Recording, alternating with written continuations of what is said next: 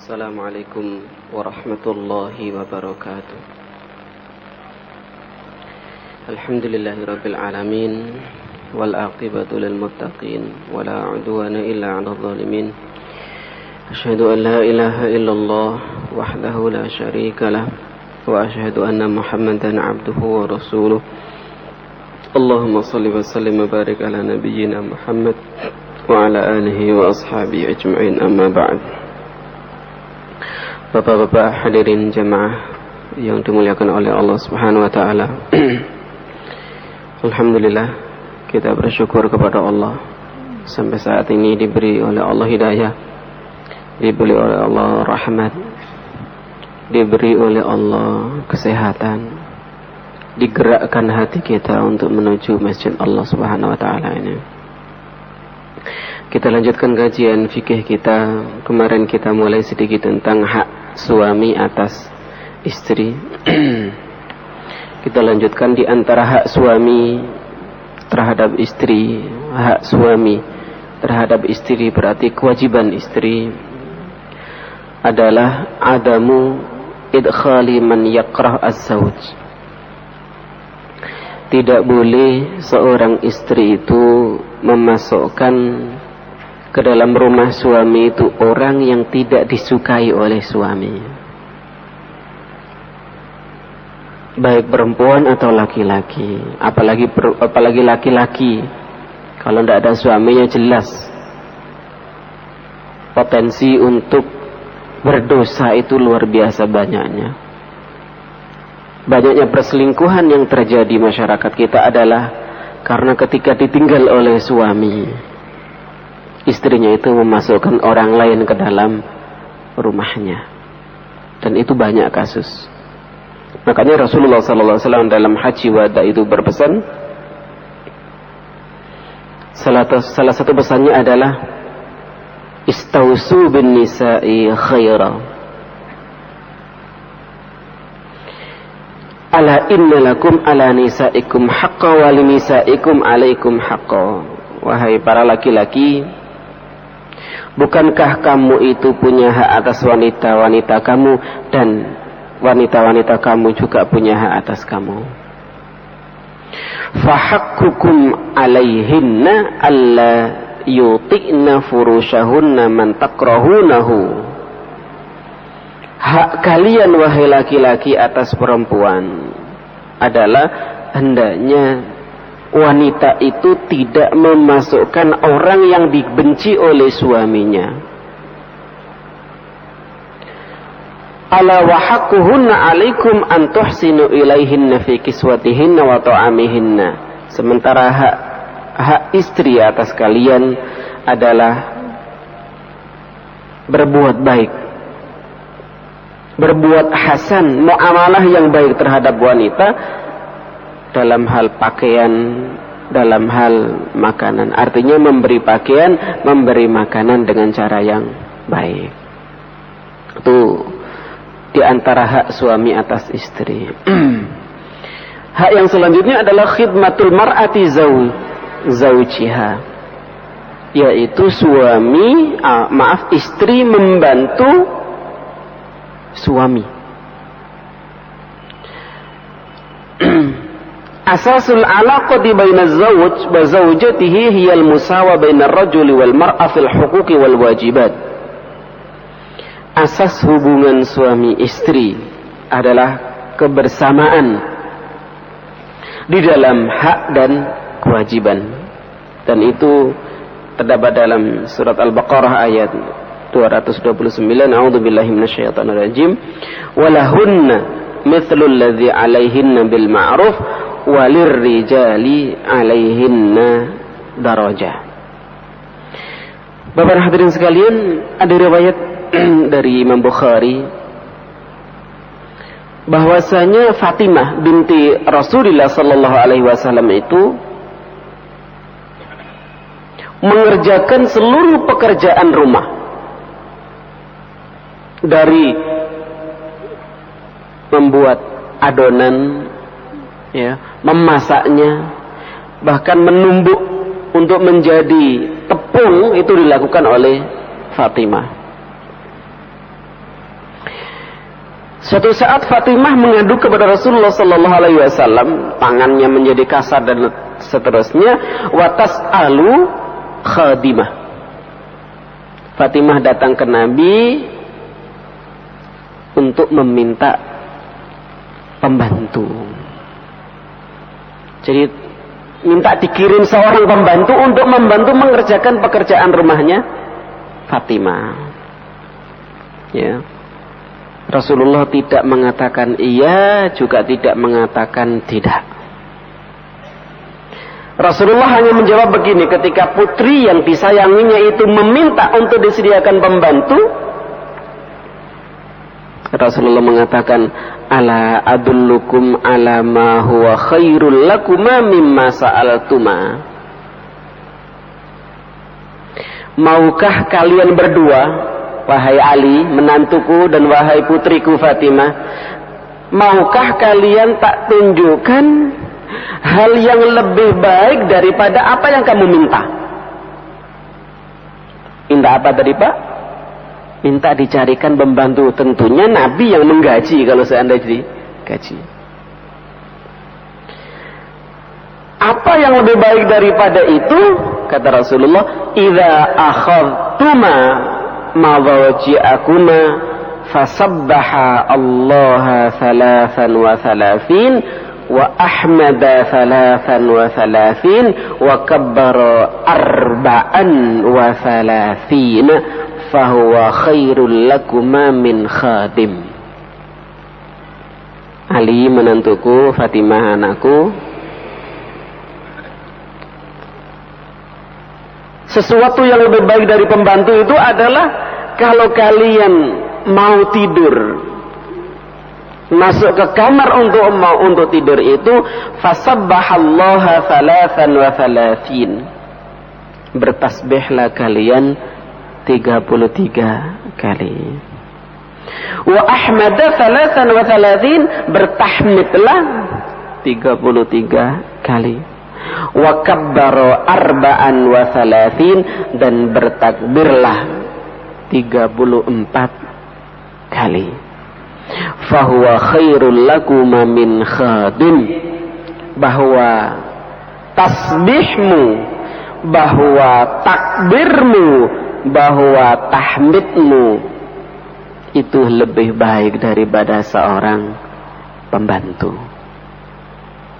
Berarti Bapak hadirin sekalian, kita membaca subhanallah, subhanallah, subhanallah, alhamdulillah, alhamdulillah, alhamdulillah, Allahu akbar, Allahu akbar, Allahu akbar, itu tidak cukup hanya selesai sholat saja. Ternyata ketika menjelang tidur itu juga ada tuntunannya dari Rasulullah sallallahu alaihi wasallam yang diajarkan kepada putrinya dan menantunya Ali. Masalahnya kadang sering kita itu urung siap tidur moro-moro subuh gitu. Maksudnya ya durung niat turu gitu loh, keturon. Ya, selain ndelok TV moro-moro klep gitu, turu. Nah, berarti dalam syariat Islam turu itu juga dipersiapkan, tidak ada tidur nggak siap. Kalau tidur itu dipersiapkan berarti alokasi waktunya insya Allah jelas. Kemudian tidurnya diawali dengan doa. Ya, tidak ketepuk sek gitu aja. Ya, langsung lep, langsung turu. Tapi harus diawali dengan doa. Nah,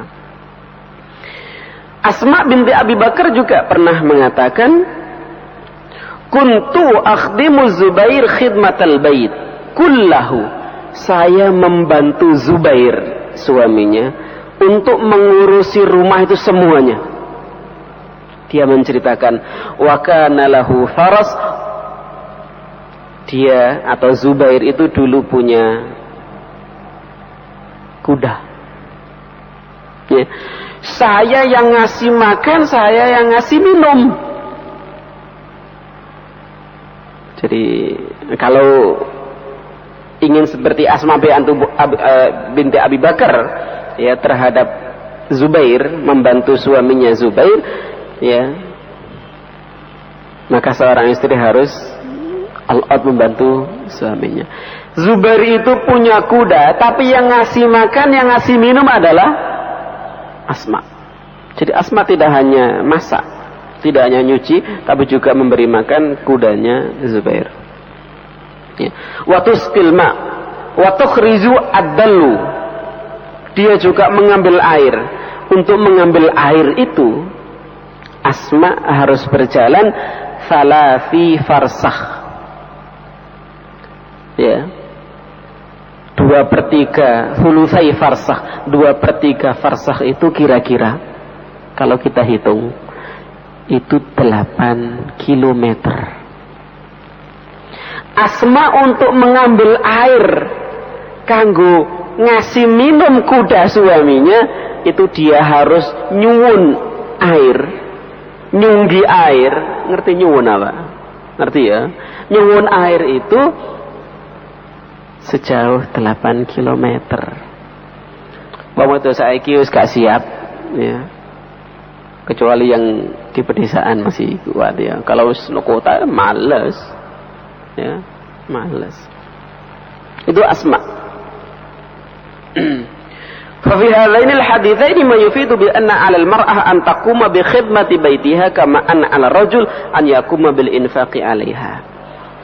Dari hadis ini berarti tanggung jawab perempuan itu ngurusi rumah tangganya, dan tanggung jawab suami adalah mencari nafkah buat anak dan istrinya. Anak dan istrinya. Jadi harus ada kerjasama yang baik antara seorang suami dengan seorang istri. Ada lagi hak suami atas istri adalah imsaku zauja bimanzilati az-zaujiyah. Suami punya hak atas istrinya agar istrinya itu tinggal di rumah suami. Artinya suami menyediakan, ya, apakah rumah atau kos-kosan, tinggal di situ gitu. Itu suami punya hak untuk no kene wae, kos no kene ae, dan seterusnya. Ya, atau beli rumah di sana, itu hak. Tidak boleh istri itu kemudian tidak nurut dengan, walaupun perlu misalnya musyawarah, enake ndawek iku tuku manuk endi, Pak, Bu. Itu perlu juga. Ya.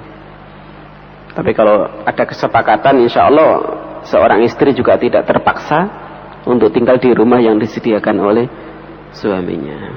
Seandainya suaminya itu pindah kerja misalnya, dan diajak untuk pindah ke sana, istri juga tidak boleh menolak. Ditugaskan di Kalimantan, mau nggak mau harus pindah ke Kalimantan misalnya. Ya. Ya.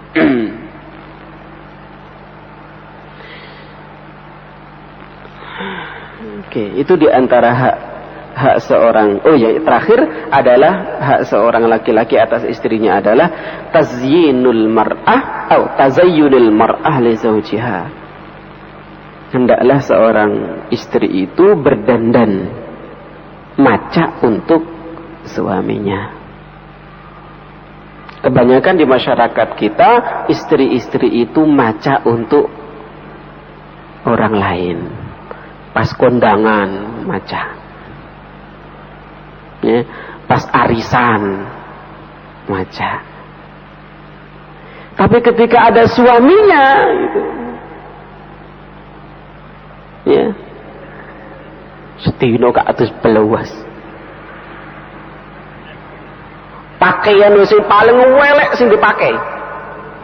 Nah, ini kebiasaan masyarakat kita, dan itu perlu dirubah.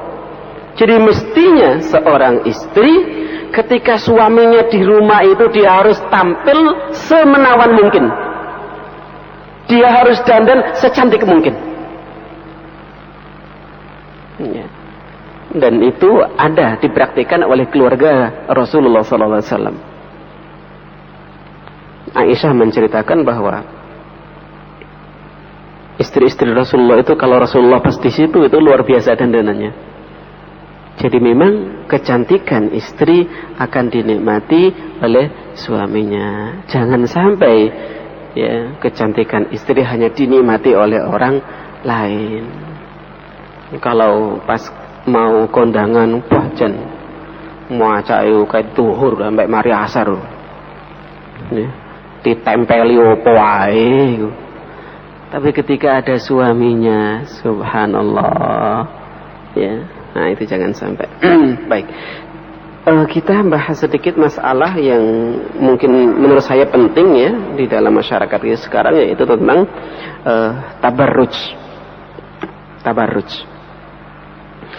Apa itu Pak tabarruj? Tabarruj itu secara bahasa berasal dari wa asluhu al-khuruju minal buruj wa huwal qasr, keluar dari istana.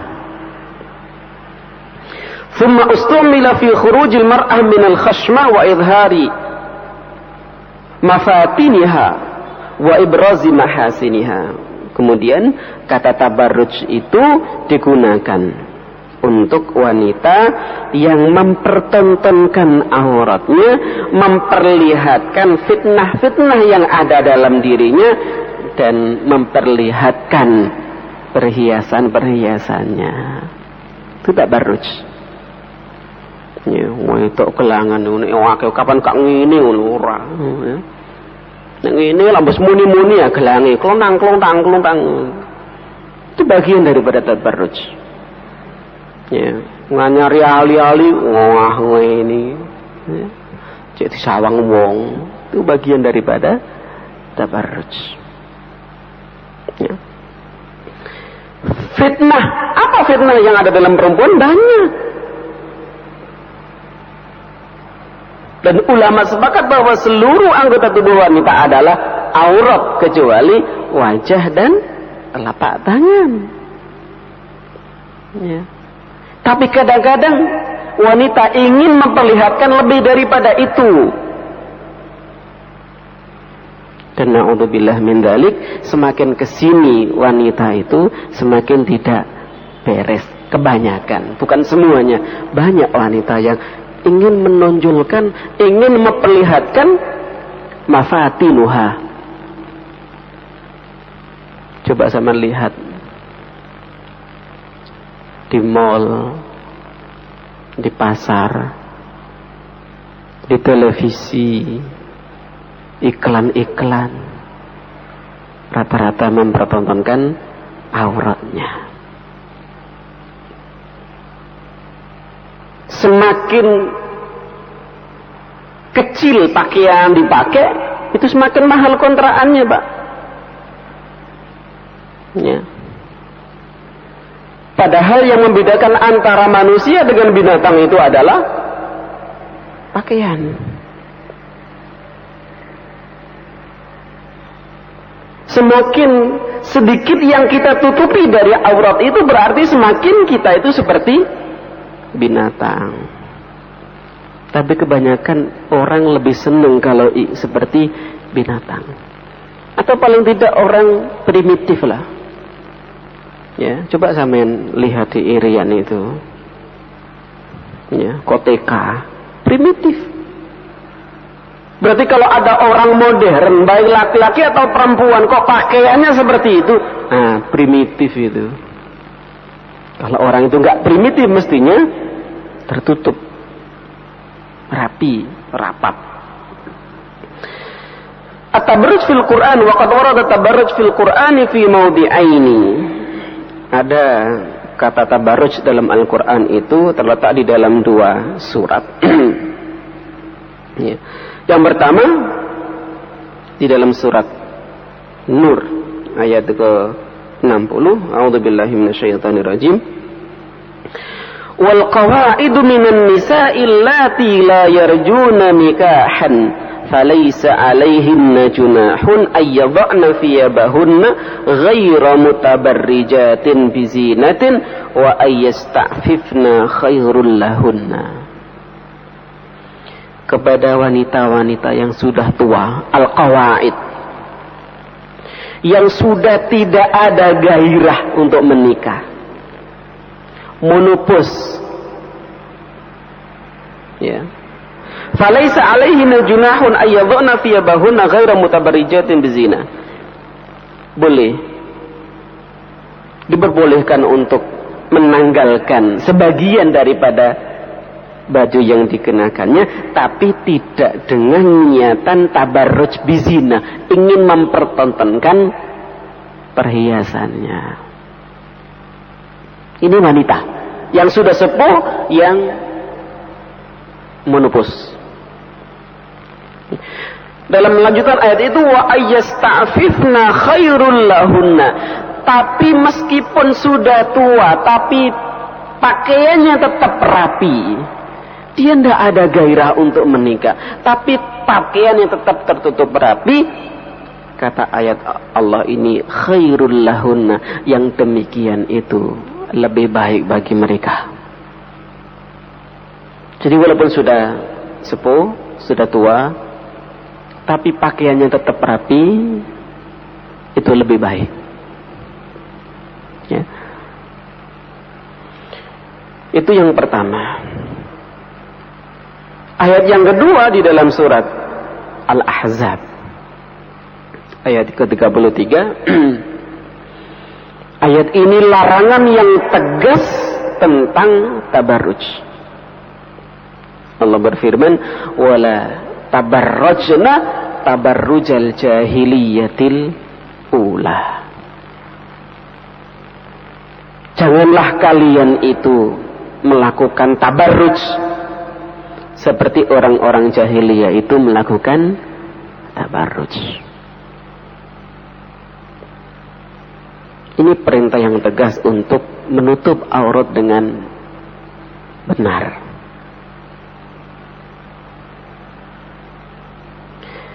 Inna ahamma ma yatamayyazu bihil insanu 'anil hayawan ittikhadul malabis wa adawatiz zina.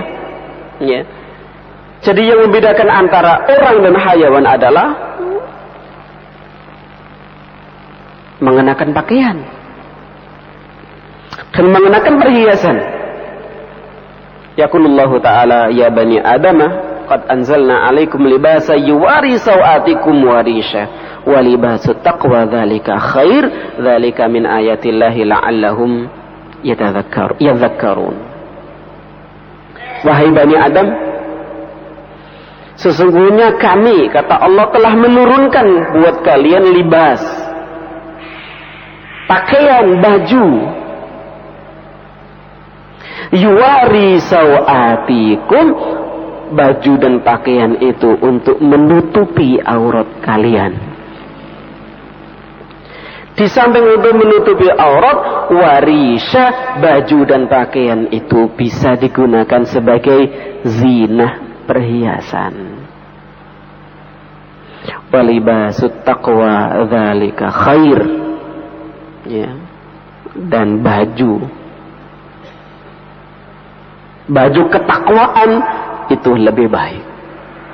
Artinya kalau orang itu punya rasa takwa, pasti pakaiannya itu adalah pakaian yang sesuai dengan yang dikehendaki oleh Allah. Kalau orang itu punya baju takwa itu bukan yang kerahnya bunder ini ki Pak yo. Iku lah istilah menungso. Tuku baju takwa. Nah, dari baju takwa itu libasu takwa. Maksudnya bukan baju takwa seperti ini ayat ini ya. Berarti sing ana kerah iku lah gak baju takwa iku. Ya. Maksudnya kalau ada orang kalau orang itu punya ketakwaan, insya Allah dia itu rapi di dalam berpakaian. Insya Allah auratnya tertutup. Dzalika min ayatillah la'allahum yadhakkarun. Wal malabisu wazinatu huma madharani min madahiril madinah wal hadara. Madaniyah wal hadara. Pakaian dan baju itu adalah cermin bahwa masyarakat itu adalah masyarakat madani, bahwa masyarakat itu adalah masyarakat yang berbudaya. Watajarat anhuma innama huwa raddatun ilal hayawaniyah. Tapi kalau enggak berpakaian, berarti mereka itu kembali kepada kebinatangan. Wa audatu ilal hayati al-budaiyah, dan mereka itu kembali kepada kehidupan primitif. Ya. Jadi tolong anak-anak kita jangan dibiasakan dengan pakaian-pakaian yang ketat. Jangan dibiasakan anak-anak kita dengan pakaian-pakaian yang mini. Jangan dibiasakan anak-anak kita berpakaian sesuai dengan mode yang ada. Ya. Ada pakaian wanita itu yang hanya talinya cuma satu gitu. Sekarang sudah nggak pakai tali, nyangkut gitu aja. Na'udzubillahi min dzalik. Ya. Dan yang lebih dari itu juga banyak. Ya.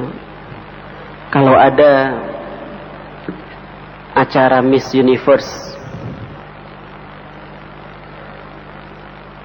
pemilihan Ratu Sejagat, itu apa yang dinilai? Apa yang dinilai? Ukuran betisnya dinilai iki betisnya iki betis bal-balan ta betis apa gitu ya. Diukur. Semua badannya itu diukur. Kemudian ada acara pakaian pakai swim apa? Mbu bahasa apa iku swim, pokok pakaian baju renang. Apa yang diinginkan? Kemudian disisipi masalah-masalah sosial. Itu sisipan. Bukan itu inti daripada acara itu. Inti daripada itu adalah acara membuka aurat wanita. Na'udzubillah kalau kemudian ada orang Islam yang ikut-ikut seperti itu. Dan itu adalah proyeknya orang-orang kafir. Itu proyeknya orang kafir. Kalau sudah menang nanti ada program mengunjungi sana, mengunjungi orang miskin, mengunjungi negara miskin. Itu kamuflase.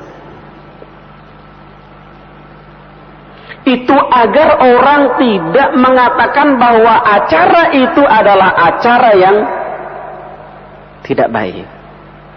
Ditutupi dengan kegiatan-kegiatan sosial. Padahal acara intinya sungguh sangat tidak baik. Panjang paha diukur, disuruh nyopot baju diukur, semuanya la haula wala quwata illa billah. Apakah wanita itu diciptakan oleh Allah hanya untuk itu?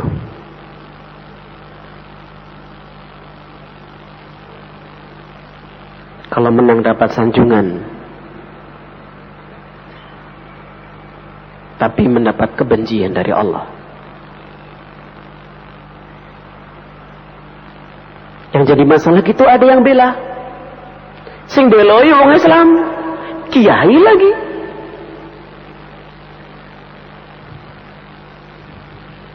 Kalau yang bela enggak kiai, aku ya gak gregeten, tapi nek bela sing bela itu kiai. Alasannya hak asasi manusia. Udah apa? Nek hak asasi. Itu hakmu yo. Ya. Udah ndak mlaku dalan. Enggak diarani wong gendeng. Oh, wong edan iku. Bapak hadirin sekalian, banyak sekarang orang yang kena racun hak asasi manusia. Hak asasi manusia itu memang diberikan oleh Allah, tapi hak asasi itu harus tunduk dan patuh kepada aturan yang membuat manusia. Anda punya hak kok hidup.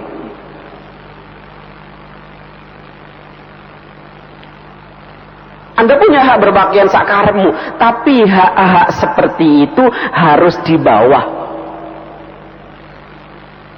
aturan yang diberikan oleh Allah. Ya.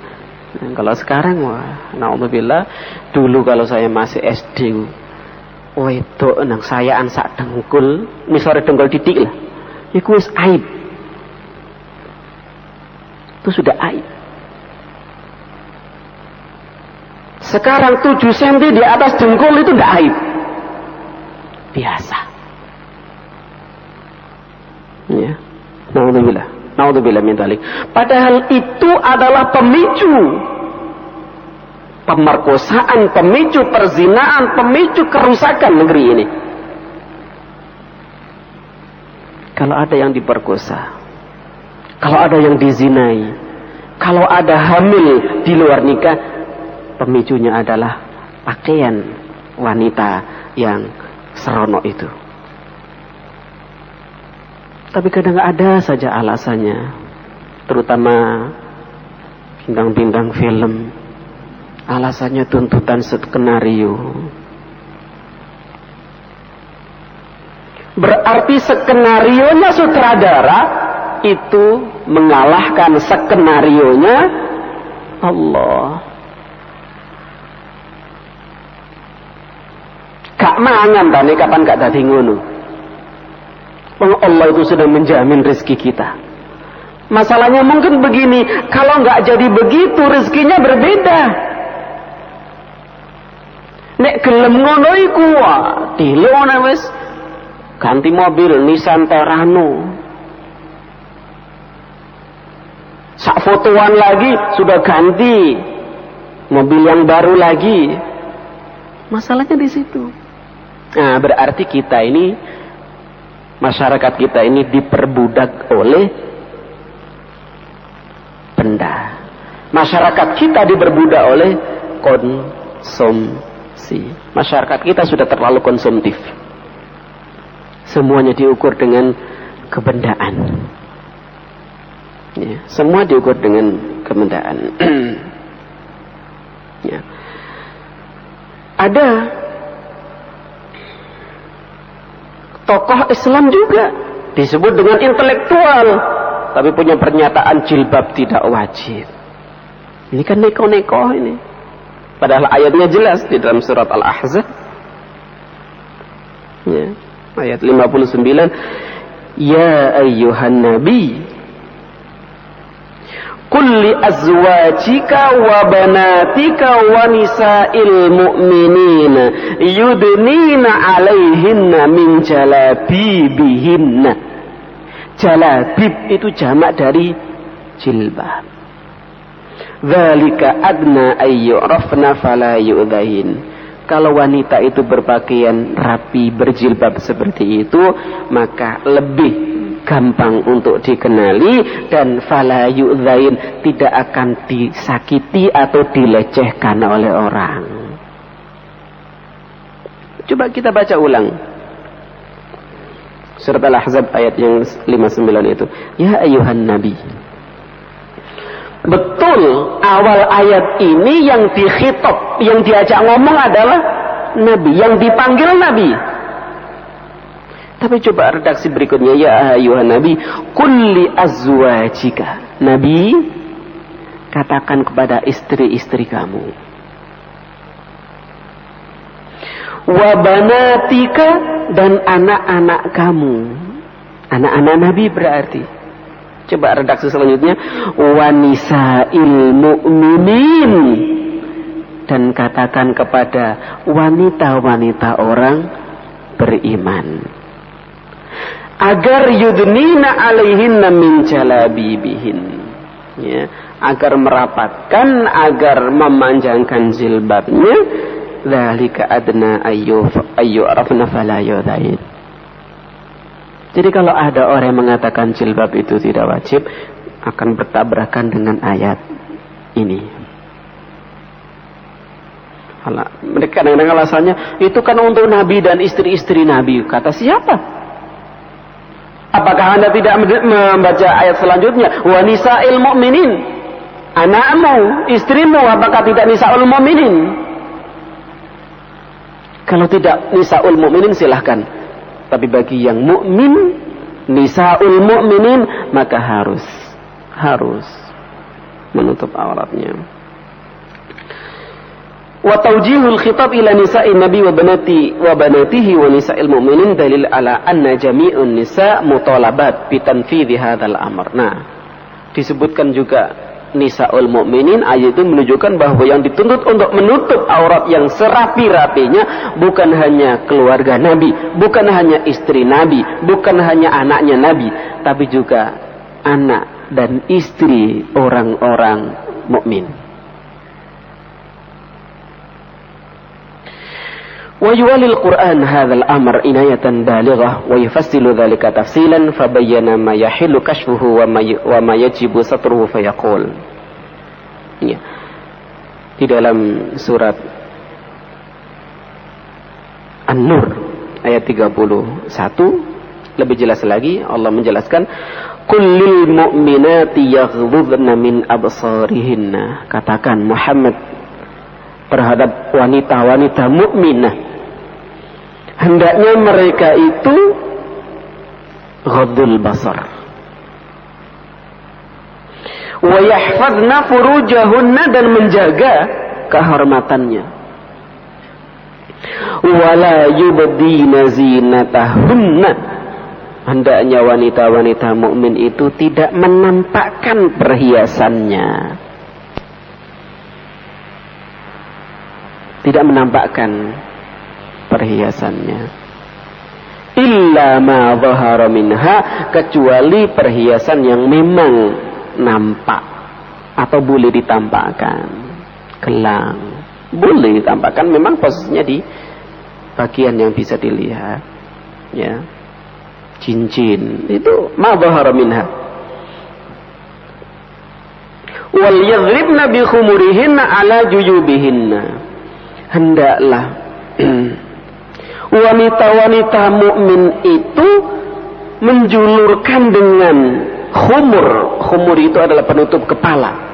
Penutup kepala itu kita bisa namai kerudung atau jilbab. Hendaklah menjulurkan kerudungnya atau jilbabnya ala juyubihinna, di atas juyub. Juyub itu adalah bagian dada.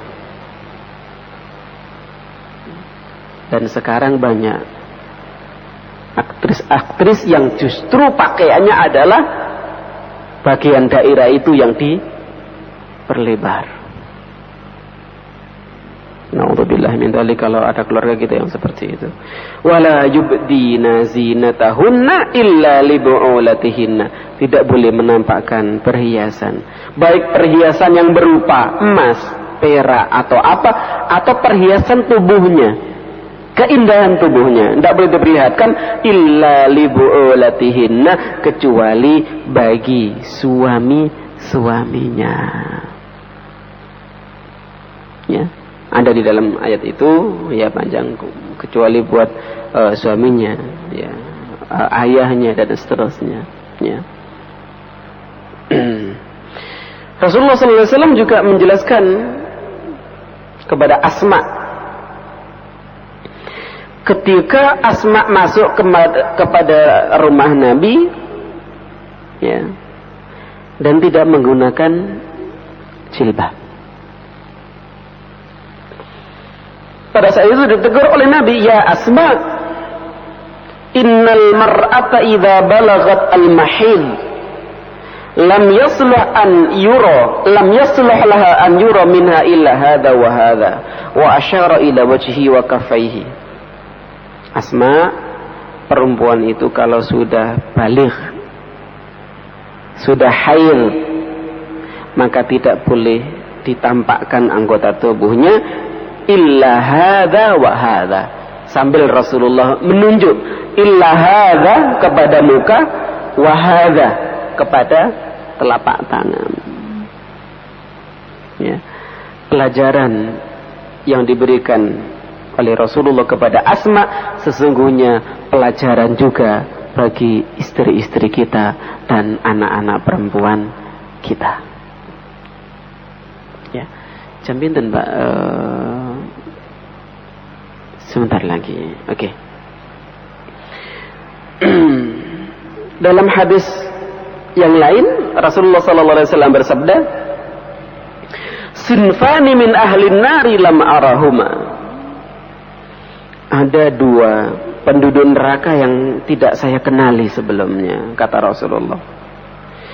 Rijalun bi aidihim siyatun ka'adnabil baqar. Yang pertama adalah laki-laki yang di tangannya itu ada cemeti seperti ekornya sapi.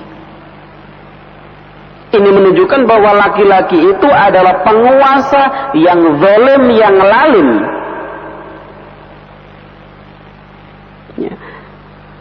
Wa nisaun kasiyatun ariyat. Yang kedua adalah wanita yang berpakaian tapi telanjang. Sekarang banyak kalau Jumat atau Minggu ada senam ibu-ibu. Sesungguhnya tidak masalah, ibu-ibu itu juga butuh kesehatan. Ibu-ibu itu juga butuh kebugaran. Anak-anak perempuan itu juga butuh kesehatan. Tapi pakaiannya iku sing gak ngono lho. Ya. Kasiyatun ariyat, pakaian tapi seakan-akan telanjang. Kenapa? Oh, ngeplek semuanya kok. Itu kata Rasulullah, dia itu berpakaian tapi telanjang. Ma'ilatun mumilat, jalan melaku golang-goleng gitu. Ya.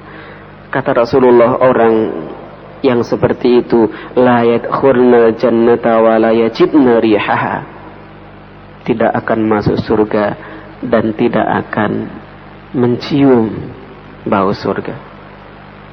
Wa inna rihaha la yushammu min masafati kadza wa kadza, padahal bau surga itu bisa terdeteksi, bisa dicium dari jarak yang sangat jauh. Wanita yang seperti tadi, pakaian tapi berpakaian ya, tapi telanjang, mungkin menutupnya tidak sempurna, atau sempurna training tapi ngeplak ya, apa Pak, mepek ya, ngepas, dan itu yang menjadi ngetren di masyarakat. Kalau Minggu ada ya instruktur yang ngajari, apakah senam poco-poco atau apa, banyak namanya ya. Saya mengatakan sesungguhnya acara seperti itu tidak masalah. Kalau memang itu dibutuhkan untuk kesehatan, silakan. Cuman pakaiannya ya, pakaian jangan sampai dipengaruhi oleh orang-orang barat. Kalau orang barat seperti itu, kita harus seperti itu, tidak ya. Apakah nggak bisa pakaiannya agak longgar wanita? Apa nggak bisa? Ya, insya Allah bisa. Baik, itu barangkali ada yang ditanyakan. Satu pertanyaan, monggo Pak Haji Amin.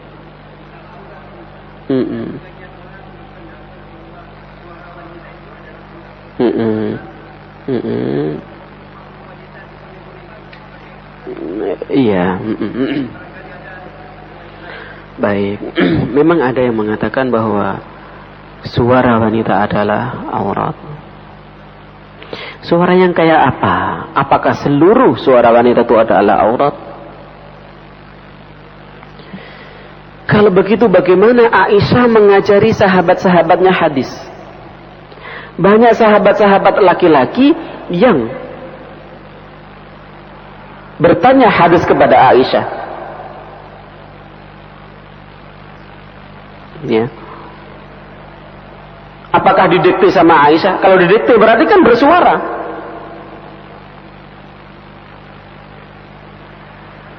Makanya apa kata Allah di dalam Al-Quran itu? Ya. Wa in sa'altumuhunna fas'aluhunna min wara'i hijab. Kalau kalian itu bertanya kepada seorang wanita, dan dalam hal itu kasusnya adalah istri Nabi yang ditanya, was'aluhunna min wara'i hijab, tanyalah dari balik hijab. Berarti kan bersuara.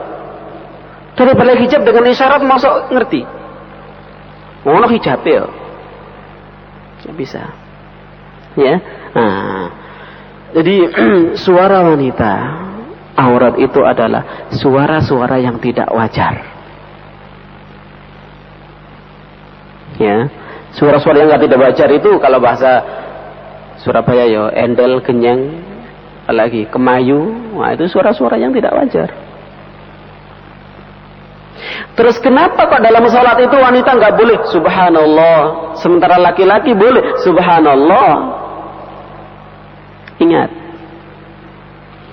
bahwasanya dalam sholat itu konsentrasi dan kekhusyuan itu sangat dibutuhkan. Jangan sampai dalam sholat kita terganggu, tidak konsentrasi, tidak khusyuk gara-gara ada wanita yang bilang subhanallah.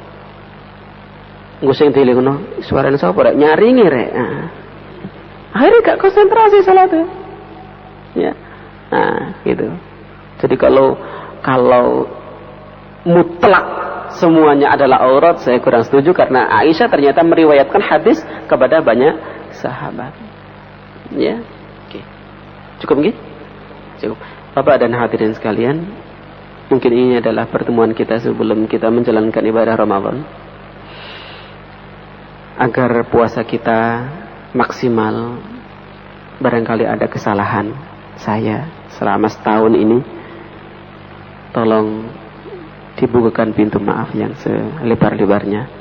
Saya minta maaf kepada jamaah sekalian, baik yang di masjid sini atau yang di rumah.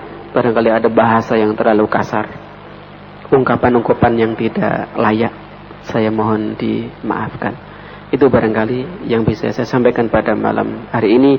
Selamat menjalankan ibadah Ramadan, ya. Dan saya akhiri dengan doa kafaratul majlis. Subhanakallahumma wa bihamdika asyhadu an la ilaha illa anta astaghfiruka wa atubu ilaik. Assalamualaikum warahmatullahi wabarakatuh.